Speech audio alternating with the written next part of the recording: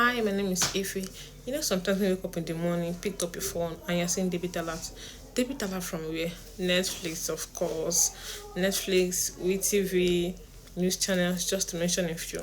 Now you're looking for a way to unsubscribe from those channels because probably you don't have much money for that again. I'm gonna show you how to do that. And please remember to subscribe to my YouTube channel. It is absolutely free. Like and share, and you will see more of this content. Let's go.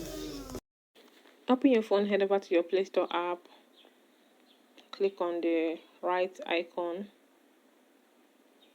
You will see payment and subscription, click on that.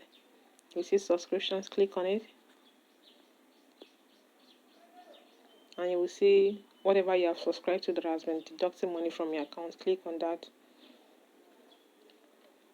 Then you will see cancel subscription, click on it. Allow it to load.